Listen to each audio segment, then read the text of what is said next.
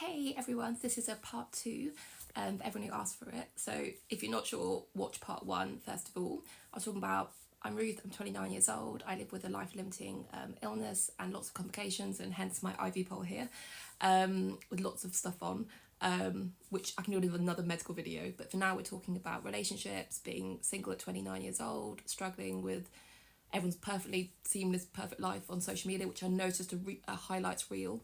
But I was also talking about my previous relationships, and this is trigger warning, going to talk about emotional abuse. So where was I?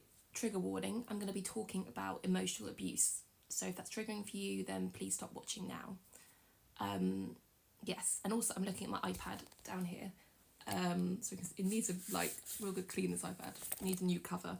I'm looking at this iPad because there's my notes, and these notes are from 2015, 2016 and 2017, and I found them a while ago. I was reading them out to my friend. She said, Ruth, this is very gaslit, reading all of this. He was gaslighting you and patronising you and manipulating you, and this is just the basics of things I can say on here. But yeah, I just thought I'd read them out because someone might watch it and feel like, oh my gosh, that's me, that's how I feel, or I didn't realise when I was going through it, emotional abuse, how abusive and how when you're in it, you there's just so much doubt. I don't come on, I'm a strong girl. Someone wouldn't be able to abuse me. It's just bricks and it's stones and it's bruises. But words hurt. They hit you just as hard. But you can't see the scars, can you? And yeah, the reason behind this relationship turning kind of emotionally abusive was that the person was struggling with their mental health, but then they took it out on me. And yeah, just think about the way you say things, Ruth. The things you say, the way you come across to everyone. Oh, trust me, I think about it every single day. You tell me that I'm patronising, that I'm selfish, that that I let you down. I'm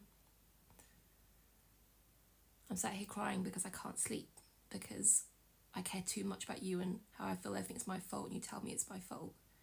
That when we argue, by the morning, you've miraculously forgotten everything and you're all over me. And what could I do? I've said I'm sorry, I'm sorry, I'm sorry, I'm sorry, I'm sorry, I'm sorry. I meant what I said, as in, you're right, you're completely right. I'm sorry that it came across that way, or I said it in the way I shouldn't have done, and I've apologised for that. And I really don't want you or anyone that you care about to feel like I'm saying it in that way, as I'm not meaning it to. And you're right, I don't realise I'm doing it. This is a side note. He would tell me that I'm patronising a lot of the time. That I come across patronising. Then I started to think over months and months that meant everyone around me must hate me and must think that I'm speaking to them patronisingly or in the wrong way, or just everything that came out of my mouth was just wrong.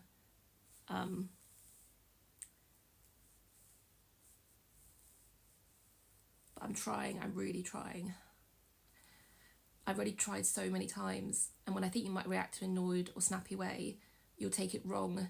So I'll act happy or excited or upbeat or whatever emotion I think you just want or need to hear in that moment, just so we don't have conflict, so we don't argue, so I don't go to bed and then be crying at 3 a.m. in the bathroom every night. But I'm trying, I'm really trying. I wouldn't try if I didn't love you to pieces. Please tell me I'm wrong. Please tell me that it's not just sleeping together that makes all okay after an argument. I know that happens a lot and we joke about it, but when you say you need to make up for it, you need to make up for it, Ruth, and other things like that, I laugh along with it and go along with it, as I know in my head, if I don't, you'll turn over and say, well, you don't love me then, do you?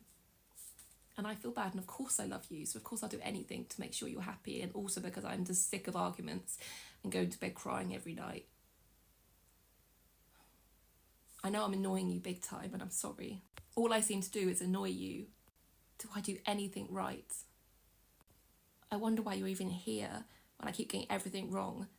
If I'm that bad, why are you still here? Why are you still staying with me? And I hope it's not because of what I've been through. Because of what I've been through, the trust I've put in you, more than any other bloke before. I need to take a bit of a moment to breathe, because it's a lot saying it and rereading it again. But like I said, at the time, there was good times. It wasn't all bad, you know. And the outside world, we were this happy couple for 3 years, and you know, he never laid a finger on me at all.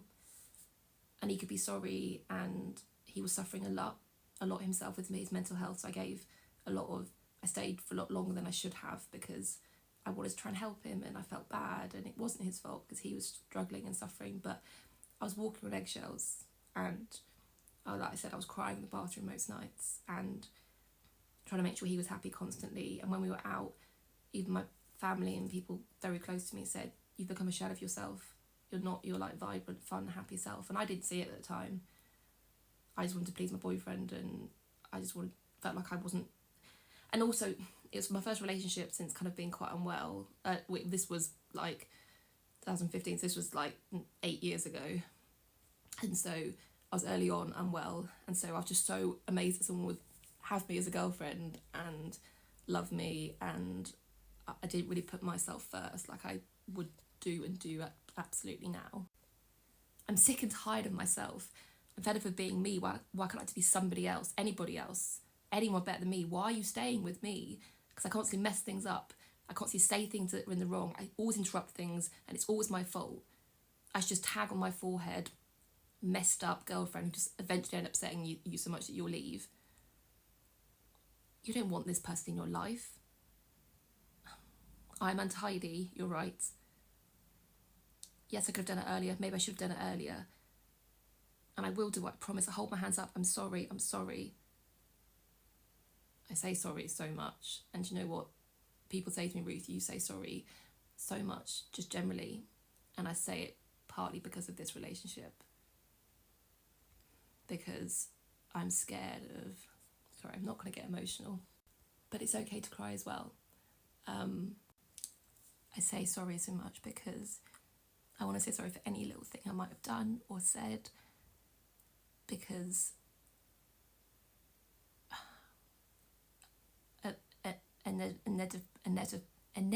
inevitably, that's it. I've probably done something to mess something up or say something wrong or do something wrong. So I just say sorry in case I have, because 90% of the time I have, or I have done in the past.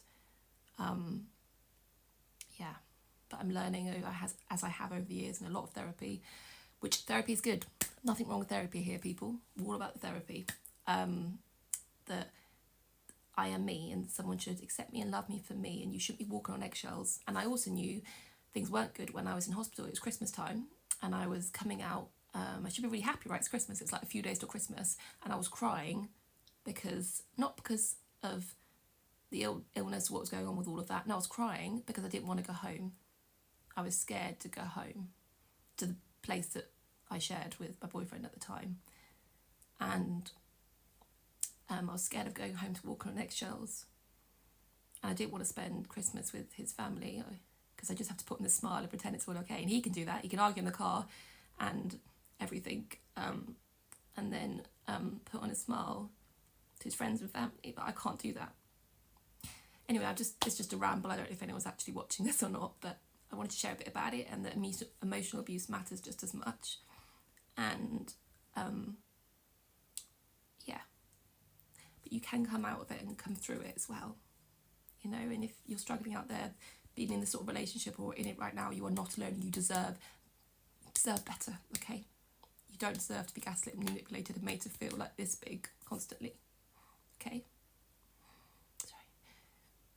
But I do this because someone said to me, commented on one of the posts I made about this, the other video, sorry, "Thank you, please make awareness for it." So I'm making awareness, and hope my story might help others. Thank you so much for watching.